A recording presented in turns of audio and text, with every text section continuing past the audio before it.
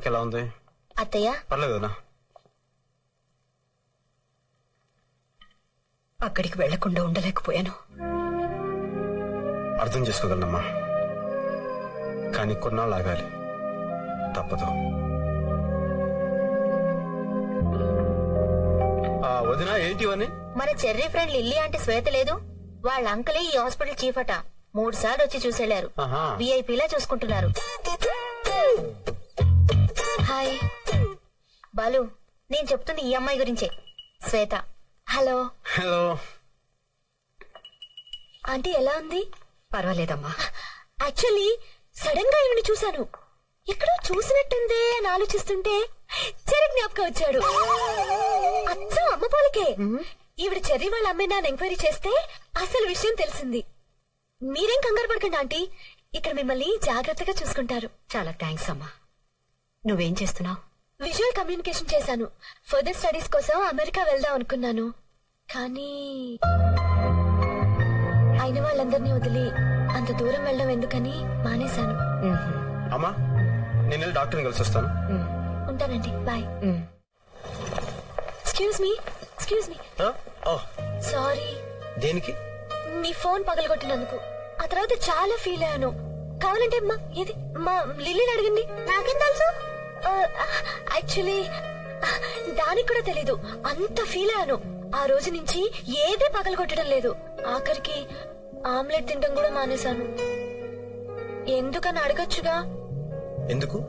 గుడ్డు పగలగొట్టాలి కదండి.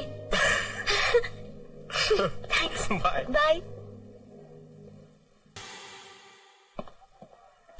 బాలు, నీకు విషయం చెప్తే షాక్ అయిపోతావు.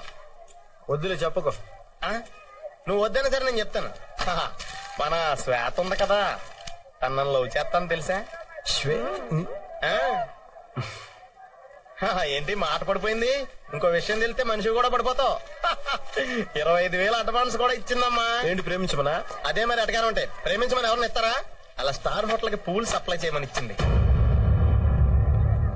ఆ డబ్బులు తిరిగిచ్చే. జలసయ్యా? చెప్తున్నాను కదా, తిరిగిచ్చేసాయి. ఎందుకు తిరిగి ఇచ్చేయాలి? తప్పేంటి? ఏ నీ కాంట్రాక్ట్ ఇవ్వకూడదా? భలే చెప్పారండి.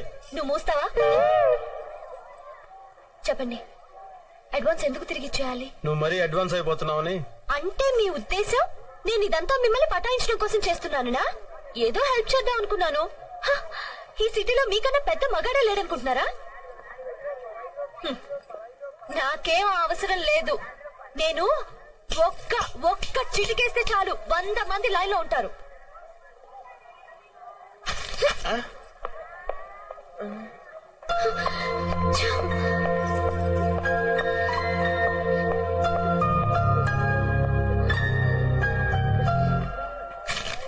నువ్వేంటి అలా ఉన్నావు? అనవసరంగా ఓవర్ యాక్షన్ చేసి నాకు బ్యాడ్ నేమ్ తీసుకొచ్చావు. అమ్మాయి వచ్చింది నా కోసం. ఎస్, అసలు నేను వచ్చింది నీకోసం. ఈ సిటీలో మీకన్నా పెద్ద మగాడెవరూ లేరు. చాలా ఐ లవ్ యూ.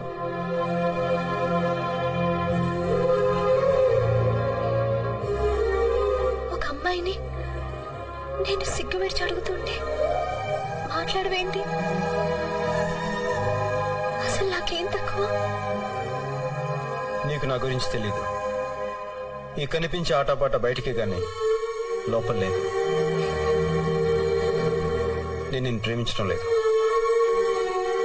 ఒకవేళ నాకు తెలియకుండా నేను నీకు అలాంటి ఫీలింగ్స్ కలగజేస్తుంటే దానికి నన్ను క్షమించు.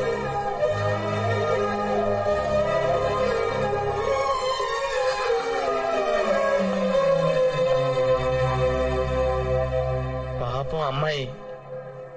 ఏంట్రా పాపం, మనం వచ్చిన పని మర్చిపోయావా?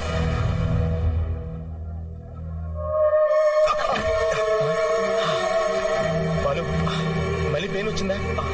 ఆ పెయిన్ రాకూడదు బాలు. పద హాస్పిటల్కి వెళ్దాం. ఇప్పుడు హాస్పిటల్ ముఖ్యం కాదురా. అంత నొప్పి వస్తుంటే హాస్పిటల్ ముఖ్యం కాదంటావేంటి? పద. మనం ఇక్కడికి ఎందుకు వచ్చామో అది పూర్తి చేయాల్సిన టైం వచ్చింది. రేపే నాయుడు వస్తున్నాడు.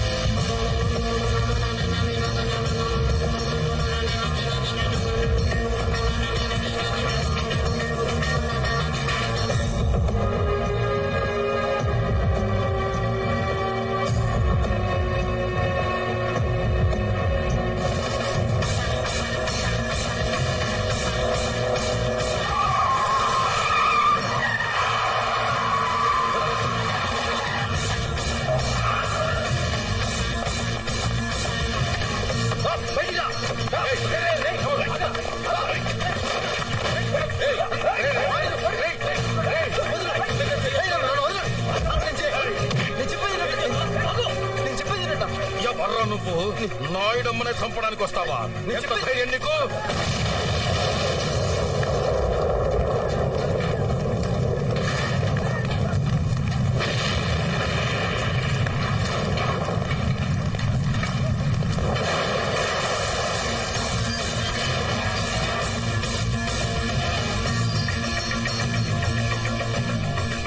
ఇప్పటికైనా అర్థమైందన్న ఏం జరిగిందో?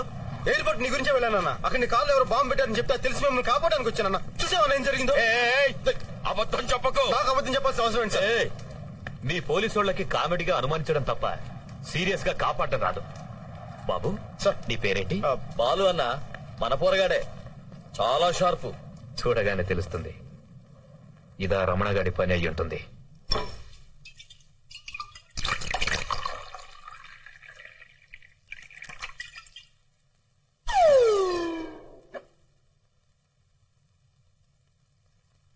రా. చుప్. బాలు నువ్వు రామ్మా.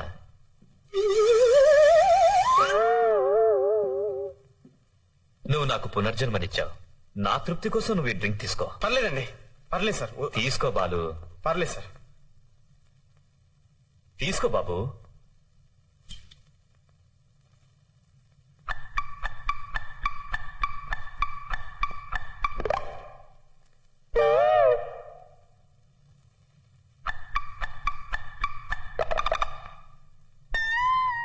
నువ్వు దుబాయ్ వెళ్ళిన పని ఏమైంది? అమ్మేశారా? మహంకాళి మార్కెట్ మొత్తం అమ్మేశాను. 200 కోట్లకి. ఆ, ఉమ్, కొన్నదెవరో తెలుసా? ఉమ్. ఖాన్. ఖాన్? ఉమ్. Delhi underworld don Khan. వాడు తిహార్ జైల్లో కదా ఉన్నాడు. బెయిల్లో వచ్చి దుబాయ్ వెళ్ళాడు. పాస్పోర్ట్ ఎలా వచ్చింది? అదేరా ఖాన్ అంటే. దుబాయ్ లో చిన్న సామ్రాజ్యమే ఉంది. ఖాన్ ముందు మనమంతా బచ్చాగాళ్ళం. మరి మహంకాళి మార్కెట్ ఎందుకు? పుట్టిన ఊరు ఖాన్ది హైదరాబాదే. మహంకాళి మార్కెట్ మొత్తాన్ని పగలగొట్టేసి ఒక పెద్ద ఫ్యాక్టరీ కట్టాలని చూస్తున్నాడు. జాగ్రత్త నాయుడమ్మ, అలాంటి వాళ్లతో ఫ్రెండ్షిప్ అంత మంచిది కాదు. Very dangerous. కామెడీగా నాకు సలహాలు ఇవ్వటం మానేసి సీరియస్ గా కారులో బాంబు పెట్టింది ఎవరో చూడు.